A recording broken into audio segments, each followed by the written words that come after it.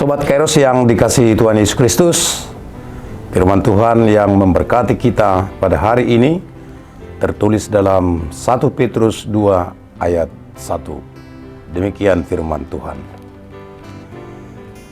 Karena itu, buanglah segala kejahatan, segala tipu muslihat, dan segala macam kemunafikan, kedengkian, dan fitnah. Demikian firman Tuhan. Sobat Kairos, salah satu prinsip hukum dalam Perjanjian Lama yaitu mata ganti mata, gigi ganti gigi dalam Keluaran 21 ayat 24. Prinsip ini adalah prinsip yang berdasarkan pada keadilan Allah untuk melindungi umat dari kejahatan sesamanya. Hukum ini dibuat agar pelaku kesalahan atau kejahatan mendapat hukuman yang setimpal dengan pelanggarannya. Hukum mata ganti mata sebenarnya tidak membenarkan atau mengizinkan aksi balas dendam. Tetapi hukum ini justru menjadi dasar bagi para hakim untuk menjatuhkan hukuman yang setimpal, yang tidak terlalu berat atau terlalu ringan. Maka dengan adanya hukum ini, orang akan berpikir dua kali sebelum melakukan atau merencanakan sesuatu yang mencelakakan orang lain. Taurat mengatakan orang-orang lainnya atau masyarakat umum akan mendengar dan menjadi takut, dan mereka tidak akan pernah berbuat jahat seperti itu lagi. Dalam kitab Ulangan 19 ayat 20. Sayangnya, prinsip ini sering disalah mengerti dan disalahgunakan untuk menjadi alasan membalas dendam. Itulah sebabnya Tuhan Yesus sendiri pun menjelaskan prinsip ini dalam khotbahnya di bukit dalam Matius 5 ayat 38-42, yaitu bahwa membalas kejahatan dengan kejahatan bukanlah solusi yang menghasilkan kedamaian. Kejahatan harus dikalahkan dengan kebaikan. Akhirnya prinsip ini jugalah yang disampaikan Rasul Petrus kepada jemaat di sekitar Asia Kecil yang hidup dalam penganiayaan. Semula Rasul Petrus menyampaikan bahwa identitas orang Kristen adalah sebagai batu hidup untuk pembangunan sebuah rumah rohani dengan Yesus Kristus sebagai batu penjuru. Menjadi batu hidup untuk satu rumah rohani berarti membuang segala kejahatan, kemunafikan, kedengkian, dan fitnah, serta memilih cara hidup yang baik di tengah bangsa-bangsa yang tidak mengenal Allah.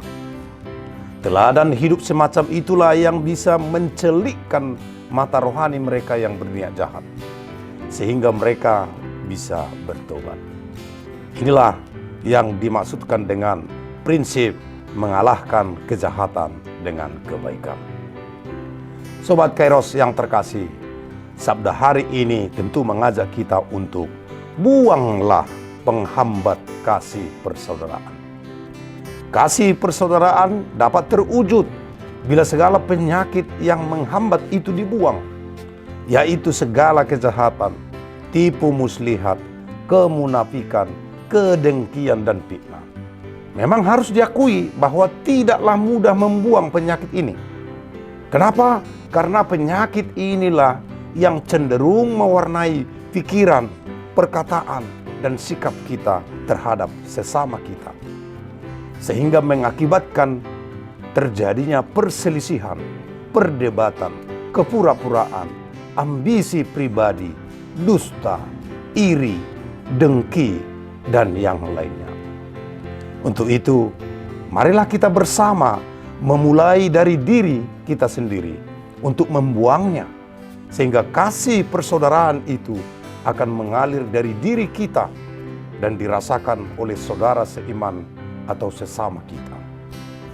Dan hiduplah dalam firman, sehingga kasih Kristus akan mengalir melalui hidup kita yang semakin bersih dan jernih. Seorang yang hidup dalam firman adalah seorang yang tidak hanya rindu mendengar firman Tuhan, tetapi rindu melakukannya. sehingga hidup kita semakin berkenan kepada Tuhan. Selamat beraktivitas. Tuhan Yesus memberkati kita. Shalom.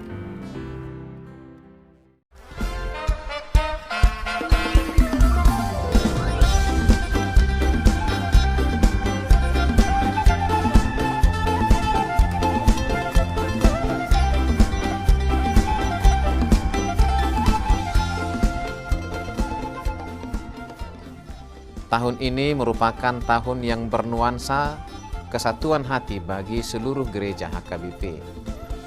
Kita telah menetapkan orientasi pelayanan tahun 2022 sebagai tahun kesehatian di bawah terang tema sehati sepikir dalam satu kasih, satu jiwa, dan satu tujuan dari Filipi 2 ayat 2. Dan subtema mewujudkan kesehatian dan kesetiakawanan bagi gereja, masyarakat, dan bangsa.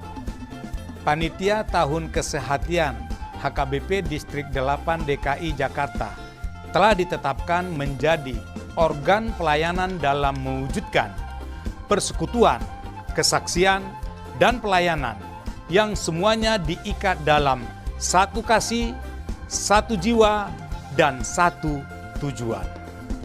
Kesatuan hati dalam persekutuan, kesatuan hati dalam kesaksian, kesatuan hati dalam pelayanan bukan hanya membina soliditas internal semata, namun juga menyangkut relasi, hubungan yang baik dengan dunia luar kita.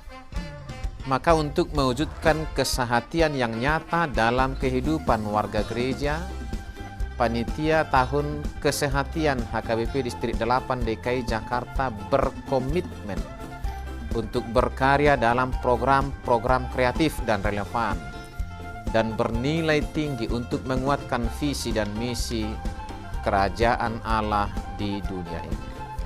Kami mengajak seluruh elemen gereja, baik pelayan penuh waktu, pelayan takbisan dan non-takbisan, serta seluruh jemaat dan para pemerhati lintas denominasi, mari bersama-sama mendukung dan mensukseskan seluruh program-program pelayanan yang telah ditetapkan, baik dalam doa, daya, dan dana.